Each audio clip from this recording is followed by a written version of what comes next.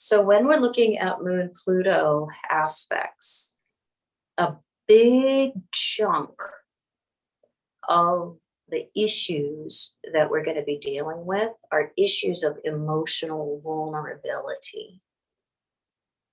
That's the heart of Pluto Moon aspects. The moon is the vulnerable, potentially open, exposed part of ourself that is about intimacy. We want that feeling of belonging with the moon. This is our family culture, our tribe. It's the human need, the universal need to have human connection and comfort, the safety that comes from knowing that we matter.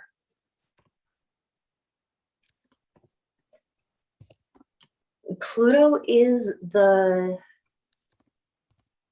armor that we can put on to protect ourselves. That's how we often use Pluto. So with easy aspects from Moon to Pluto, we're going to have more natural success when it comes to having that human connection and being able to establish some amount of trust or vulnerability in our relationships while still understanding the actual potentials, the dangers, the payoffs. There's more of an efficient, successful blending of what have I come from and what have I encountered, and how am I going to meet this human need for deep, vulnerable, lasting bonding connection.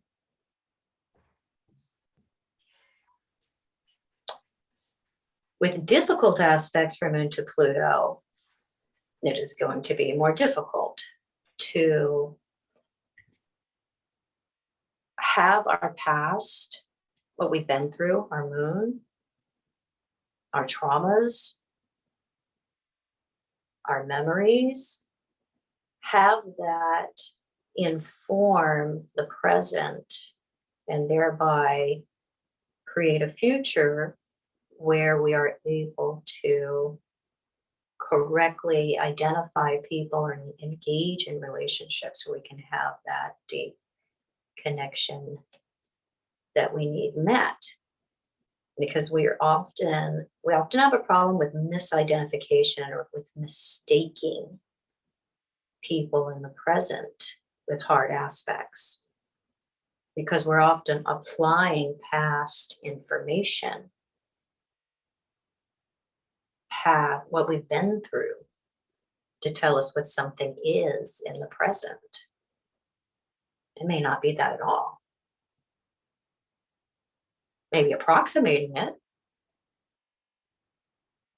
maybe way off.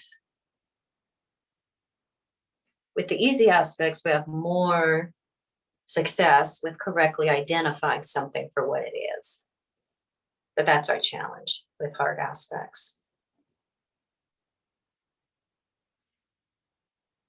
So let's look at a few of the more primary themes before we break it down a little bit. Scarcity is something that we are operating from. with actually all of the aspects, there was scarcity, even with the easy aspects, but we know how best to deal with that, or how better to deal with that in the present. But we're all coming from a culture, a family culture of lack, loss.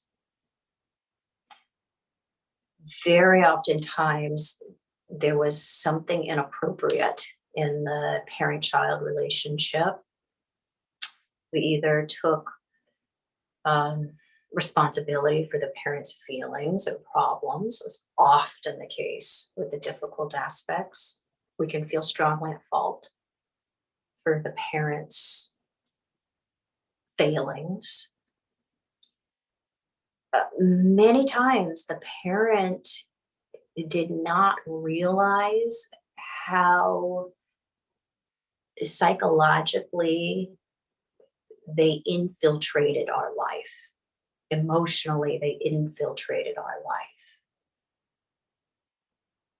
It's very unconscious on the parent's part. And the child, the person who has this in their chart, they can be dealing with different types of pressure in the parent relationship. Many times we experienced cheating in the parent's relationship, or emotional infidelity, trust issues between the parents. Our own needs went unmet when it came to the open allowance of vulnerable expression. And many times we tried for that early on, but that need went unmet, and that is interpreted as such a betrayal by the child. That is a central theme too, is betrayal. We feel like, you know what, I did put it out there and it was rejected. I was rejected. It didn't work out. That was dangerous. Vulnerability is dangerous. It's so necessary. It's our core human need to trust, which does necessitate vulnerability. Intimacy, vulnerability, and trust all travel together. Those are what we really need with these aspects, but it's also what we're most afraid of. We have to be so brave that we are willing to be hurt with Moon Pluto aspects.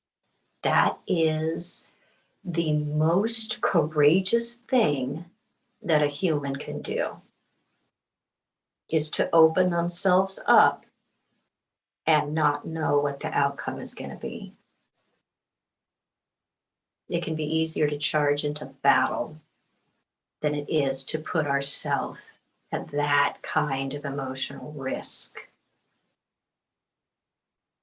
But that's what has to happen. That's the panacea for all of the aspects between Moon to Pluto, is that we have to honestly, openly expose. And we have to first get good at identifying people and attracting people into our life that are good prospects for that exposure. So with the easy aspects, we are more adept. Although in youth, I can see people go through their drama. But there's an easier learning process when it comes to putting ourselves through the ringer with plutonic relationships or plutonic attractions, and then learning earlier on what does and doesn't work. With the more difficult aspects, even the conjunction, the square, the inconjunction, the opposition, the semi-square, the sesquiquadrate, we can really have repetitive encounters. It can really feel like we are not learning because we are not so adept at identifying who is a good bet. We're good. We get good at it with the good aspects pretty good early on. That doesn't mean that we don't have other things in our chart that can make discernment difficult for us. But with the sextile and the trine, that is our superpower, is discernment. Doesn't mean it's perfect. And it doesn't mean it's always been great, but it is something that is in our toolbox as an effective tool.